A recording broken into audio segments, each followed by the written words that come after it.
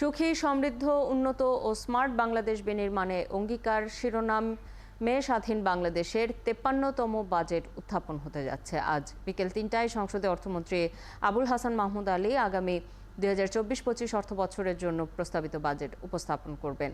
এটি হবে তাঁর প্রথম বাজেট ঘোষণা এবং প্রধানমন্ত্রী শেখ হাসিনার নেতৃত্বাধীন সরকারের টানা চতুর্থ মেয়াদের প্রথম বাজেট।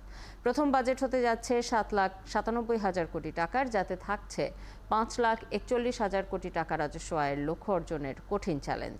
২.৫ লাখ কোটি টাকার বেশি ঘাটতির এই বাজেটে জিডিপি প্রবৃদ্ধির লক্ষ্যমাত্রা থাকছে ১০.৭৫% আর মূল্যস্ফীতির ৬.৫%। এই মুহূর্তে সংসদ ভবন এলাকায় আছেন সহকর্মী সুশান্ত সিনহা। বাজেটের বিস্তারিত তথ্য জানাতে যুক্ত হচ্ছেন আমাদের সাথে। সুশান্ত, এবারের বাজেটের মূল চ্যালেঞ্জগুলো কি? সাধারণ জনগণকে স্বস্তি দিতে কি কি থাকছে এবারের বাজেটে?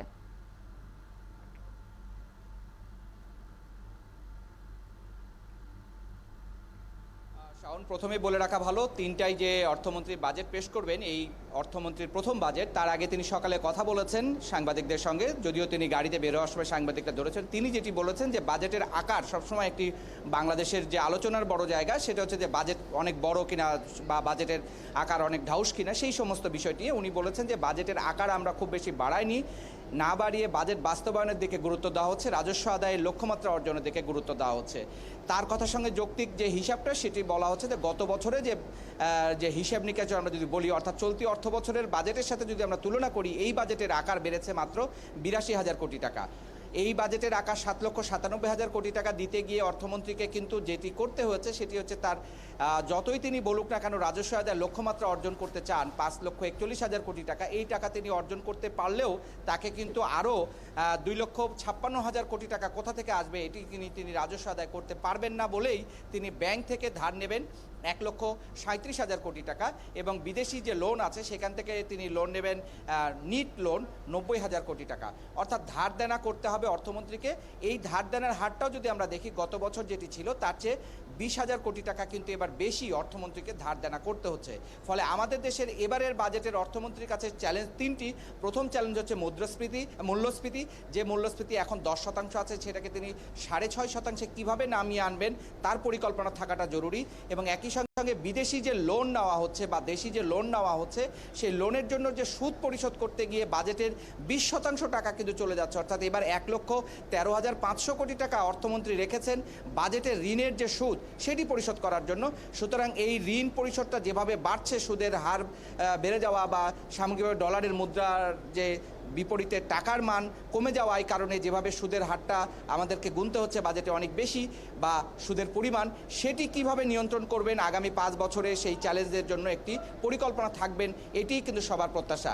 আরেকটি বিষয় যে দ্রব্যমূল্যের ঊর্ধ্বগতি নিয়ে সাধারণ মানুষের যে একটি কনসার্ন থাকে মূল্যস্ফীতির সাথে, এই বাজেটে কোন পণ্যের দাম বাড়ছে। এবার বিলাসী বেশ কিছু পণ্যের দাম বাড়ানোর কথা বলা হচ্ছে, যদি আপনি ল্যাপটপের দাম কমানোর কথা বলা হচ্ছে, কিন্তু একই সাথে যদি আপনি মোবাইলে কথা বলার যে খরচ সেটি কিন্তু আপনাকে বাড়বে, ইন্টারনেট ব্যবহারের খরচ কিন্তু বাড়বে। একই সাথে কিন্তু আপনাকে যেটি করতে হবে, মোবাইলের সিম, এটি আমরা অনেকেই খেয়াল করি না, সিম ২০ টাকায় কিনুন আর ৫০ টাকায় কিনুন না কেন, গভর্নমেন্টকে প্রতি সিমের জন্য কোম্পানিগুলোকে ২০০ টাকা করে আপনার স্পেসিফিক ডিউটি বা সুনির্দিষ্ট কর দিতে হয়, সেটি এবার বাড়িয়ে ৩০০ টাকা করা হচ্ছে। ফলে মোবাইলের সিমের দামও কিন্তু বাড়বে।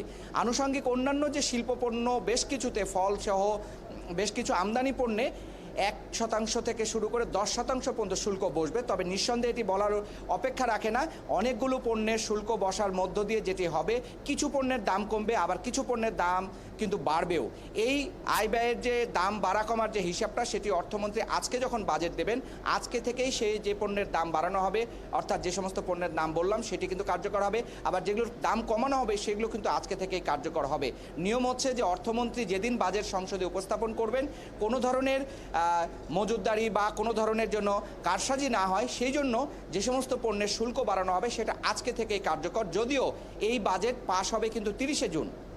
ফলে অর্থমন্ত্রীর জন্য যে বিষয়টি চ্যালেঞ্জ, রাজস্ব আদায় একটি বড় চ্যালেঞ্জ, মূল্যস্ফীতি নিয়ন্ত্রণ একটা বড় চ্যালেঞ্জ, এবং আপনি বলছিলেন যে মূল ৩টি চ্যালেঞ্জ মোকাবেলা করতে হবে অর্থমন্ত্রীকে। আপনাকে অসংখ্য ধন্যবাদ আমাদের সাথে যুক্ত হওয়ার জন্য। যুক্ত হয়েছিলেন সহকর্মী সুশান্ত সিনহা। দর্শক, বাজেট নিয়ে কিছুক্ষণ পর আরও আয়োজন থাকছে আমাদের অর্থযোগের বিশেষ আয়োজনে।